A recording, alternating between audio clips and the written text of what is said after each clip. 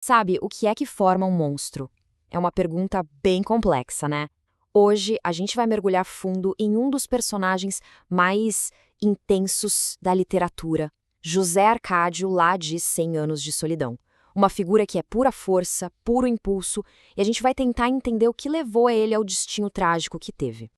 O livro descreve ele assim, olha só: anormalmente bem equipado para a vida. Quer dizer, um cara com um físico monumental, um verdadeiro gigante. As ações dele são maiores que a vida. E é justamente essa força bruta, sabe? Essa é a primeira peça do nosso quebra-cabeça para entender ele. Mas o que movia essa força da natureza? Qual era a programação por trás de tudo isso? É essa a nossa pergunta central. E para responder, a gente vai usar as lentes da análise do comportamento. A ideia aqui é investigar o que motivava ele, para a gente entender não só o que ele fazia, mas o mais importante, por que ele fazia. Então, para a gente entender o José Arcádio, tem que começar do comecinho mesmo. Primeiro, a herança biológica dele, o que ele já trouxe de fábrica. E depois, o primeiro grande baque emocional que moldou a vida dele para sempre. E esse comecinho tem um nome técnico: filogenia. É o primeiro nível que determina o comportamento. Calma, é simples. Pensa naquela discussão natureza versus criação. A filogenia é a parte da natureza. É tipo o hardware biológico e genético com que a gente nasce, o com que o José Arcádio veio ao mundo. E olha, que hardware, hein? Ele herdou um corpo monumental, superpoderoso. Isso fazia com que a força bruta, a agressão, fosse uma ferramenta muito eficaz para ele. E não era só isso. Tinha também uma impulsividade que já vinha no sangue, sabe? Algo que a própria mãe dele, a Úrsula, já sacava que era um traço da família. Ok, então essa é a base biológica dele. Agora, vamos para a primeira grande experiência que ele aprendeu. A primeira lição emocional. A relação dele com a Pilar Terneira. Nossa, aquilo foi muito mais que um romance. Foi um evento que, do ponto de vista comportamental, condicionou ele de um jeito que marcou a vida dele para sempre. E é fascinante ver como isso funciona na prática, né? Pensa só, coisas que não tinham nada a ver, estímulos que eram neutros, tipo o cheiro de fumaça ou a textura da pele. De repente, isso tudo foi associado com um prazer imenso, que era estar com a Pilar. O resultado? Depois de um tempo, só de sentir o cheiro da fumaça, por exemplo, já disparava nele uma onda de desejo, de ansiedade. Isso, gente, é o condicionamento clássico na sua forma mais pura e poderosa. Beleza. Agora, a história dele vira completamente. O próximo capítulo da vida do José Arcádio é definido por uma motivação principal. Uma só: a fuga. Vamos ver como é que isso acontece. E para a gente entender essa fuga, tem um conceito-chave: o estímulo aversivo. É um nome técnico para uma coisa que todo mundo sente. É basicamente algo desagradável, que faz a gente querer sair correndo. Pensa num alarme de incêndio psicológico. É isso. É aquela coisa que dispara uma resposta de "me tira daqui, agora". Pois é.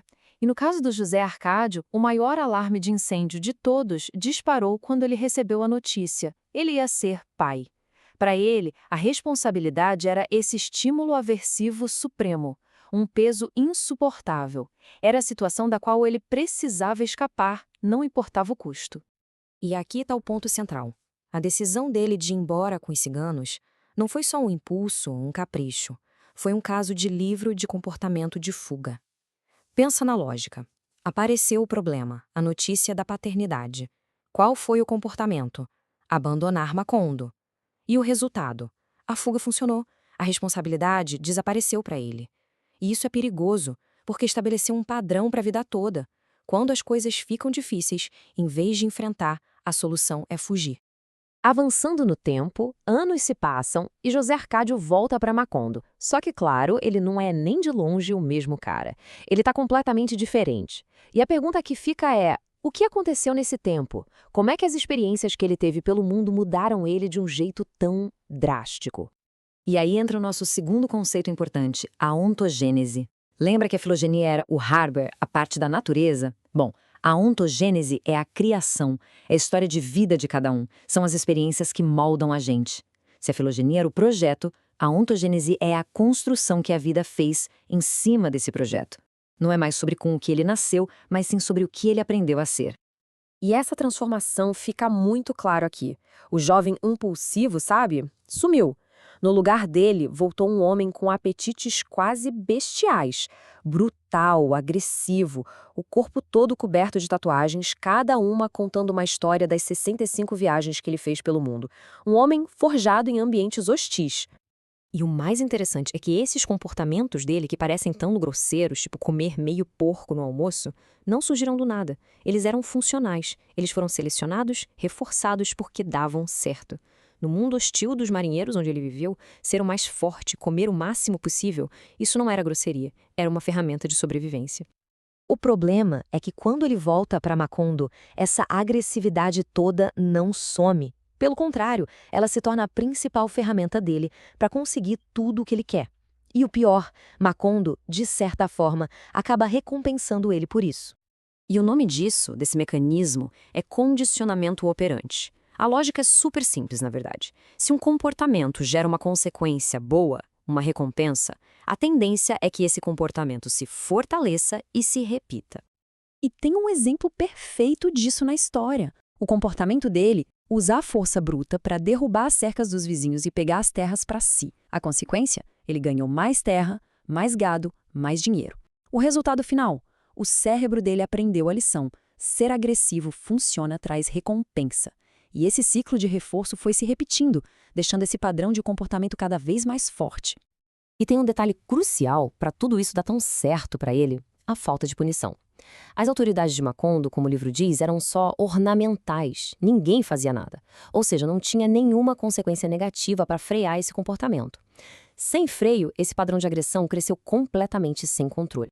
Dá para visualizar bem esse desequilíbrio no repertório de comportamentos dele. De um lado, o uso da força bruta e da agressão, lá no alto. Do outro, habilidades sociais mais complexas, de negociação, de empatia, quase zero. É aquela velha história, né? Para quem só tem um martelo, todo problema vira um prego. Essa era a lógica do José Arcádio. Então, se a gente juntar todas essas peças, o perfil comportamental dele fica bem claro. A impulsividade era essa busca por recompensa imediata. Comida, sexo, dinheiro, tudo para agora. A agressão era a principal ferramenta dele para controlar o ambiente e as pessoas. A evitação, a fuga, era a estratégia para lidar com qualquer coisa desconfortável, como a responsabilidade. E no final das contas, a soma de tudo isso levou ele a um único lugar: o isolamento, a uma solidão profunda. Isso tudo traz a gente de volta para aquela pergunta lá do começo, mas agora com muito mais bagagem, né?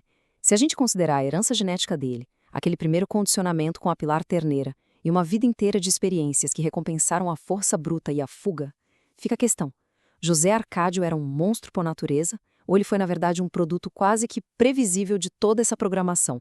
Um resultado lógico e, ao mesmo tempo, trágico. Pensar nisso talvez seja a chave para a gente entender não só ele, mas a própria natureza da solidão que dá nome ao livro.